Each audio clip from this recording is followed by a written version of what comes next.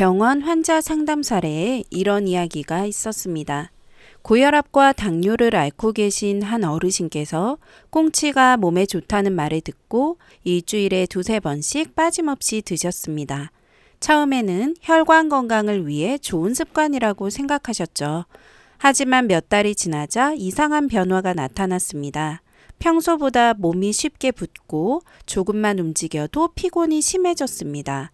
결국 병원을 찾게 되었고 건강검진 결과는 의외였습니다.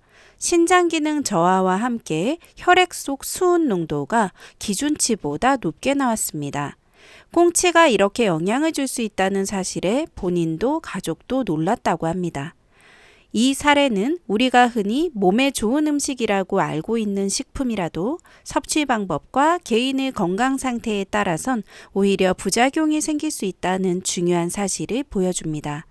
안녕하세요. 부모님께 알려드리고 싶은 정보만 쏙쏙 뽑아 전해드리는 어르신 정보TV입니다. 혹시 오늘 영상 보시면서 뭐 이렇게까지 해서 먹어야 하나 하고 생각하실 수 있습니다. 그런데 건강은 사소한 차이에서 갈리죠.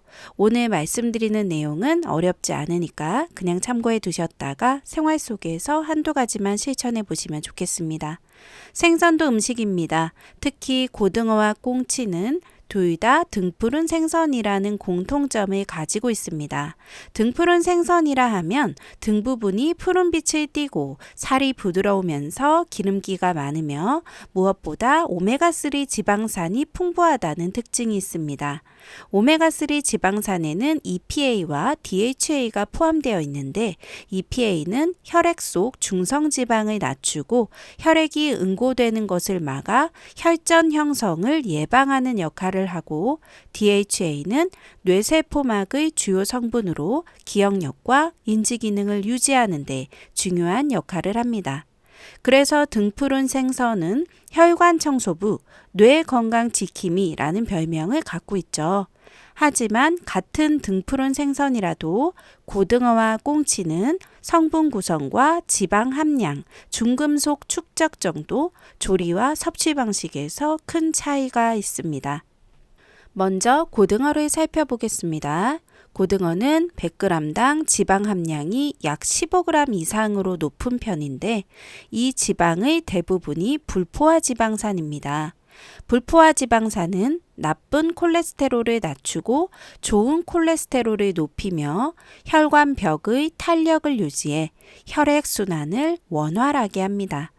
단백질 함량은 약 20g으로 근육 유지에 도움이 되고 DHA는 약 900에서 1000mg, EPA는 약 700에서 900mg이 들어 있습니다.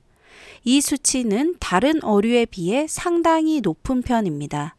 고등어에는 비타민 D도 풍부해 칼슘 흡수를 도와 골다공증 예방에 기여합니다. 특히 실내 생활이 많아 햇볕을 자주 쬐지 않는 어르신들은 비타민 D 결핍이 흔한데 고등어를 꾸준히 섭취하면 뼈 건강을 지키는 데 큰 도움이 됩니다. 또한 고등어는 칼륨 함량이 높아 나트륨 배출에 도움을 주기 때문에 염분 섭취가 많은 식습관을 가진 분들에게도 유익합니다. 하루 섭취량으로는 보통 손바닥 크기 기준 한 토막 주 2, 3회 정도가 적당합니다. 다만 고등어는 지방 함량이 높아 신장 질환이 있거나 체중 조절 중인 분들은 주의가 필요합니다. 신장이 약하면 단백질과 인, 칼륨 같은 영양소가 오히려 부담이 될 수 있고 지방이 많은 식품은 열량이 높아 체중 증가로 이어질 수 있습니다. 다음은 꽁치입니다.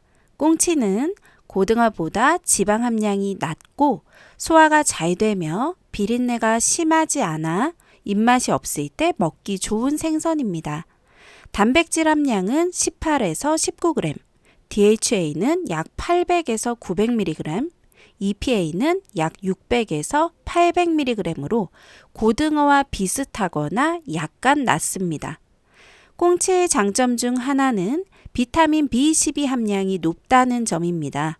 비타민 B12는 적혈구 형성에 꼭 필요한 영양소로 결핍되면 빈혈, 어지럼증, 기억력 저하 등이 나타날 수 있습니다. 육류 섭취가 줄어드는 어르신들에게 꽁치는 비타민 B12의 좋은 공급원이 됩니다. 하루 섭취량은 중간 크기 기준 한 마리, 주 1, 2회 정도가 적당하며 특히 내장은 반드시 제거하고 드시는 것이 좋습니다. 하지만 꽁치는 크기가 작아 내장째 먹는 경우가 많습니다. 내장에는 수은, 카드뮴 같은 중금속이 축적될 수 있는데 특히 대형 어류보다는 덜 하더라도 꾸준히 장기간 섭취하면 체내 축적 가능성이 높아집니다. 게다가 시중에 판매되는 꽁치 통조림 제품은 나트륨 함량이 상당히 높습니다. 국물을 포함해 먹으면 하루 권장 나트륨 섭취량의 절반 이상을 한 번에 섭취하는 셈이 됩니다. 나트륨은 혈압을 놀리고 혈관벽을 손상시킬 수 있으므로 고혈압이나 심혈관 질환이 있는 분은 특히 주의해야 합니다. 통조림에는 방부제나 산화방지제가 포함된 경우도 있어 장기적으로 자주 드시는 것은 권장되지 않습니다. 그렇다면 어떤 분께 어떤 생선이 맞을까요? 고등어는 고혈압, 고지혈증, 심혈관 질환이 있거나 혈관 건강이 걱정되는 분께 잘 맞습니다. 반대로 신장 기능이 떨어져 단백질과 인, 칼륨 섭취를 제한해야 하는 분, 혹은 체중 조절 중인 분께는 주의가 필요합니다.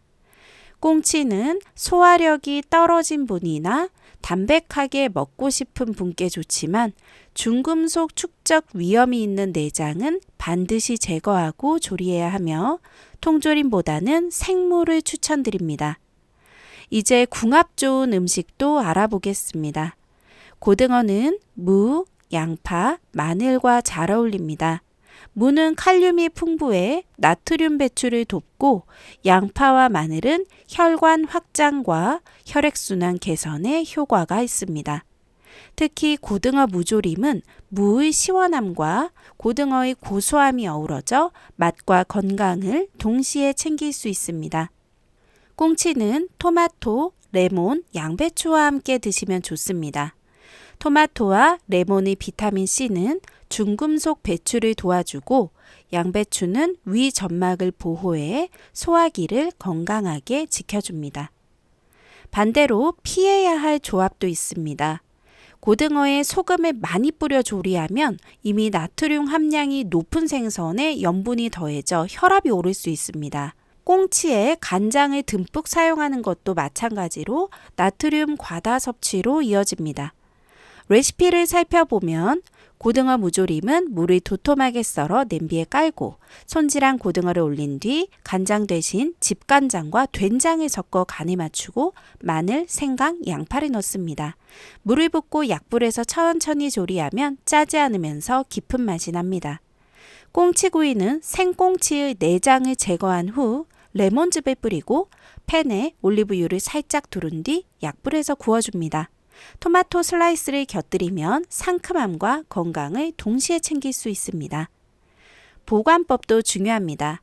고등어는 구입 즉시 내장을 제거하고 냉동 보관하며 해동 후 재냉동은 피해야 합니다.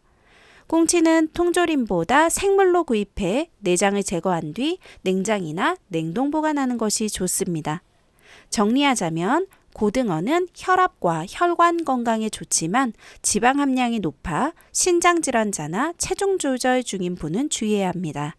꽁치는 담백하고 소화가 잘 되지만 중금속 축적 위험이 있으니 반드시 손질 후 조리해야 합니다. 내 몸 상태와 목적에 맞는 생선 선택, 그리고 올바른 조리와 보관이 건강을 지키는 비결입니다. 오늘 영상이 도움이 되셨다면 구독과 좋아요 눌러주시고 가족과 지인분들께도 꼭 공유해 주세요. 늘 건강하시고 행복하세요.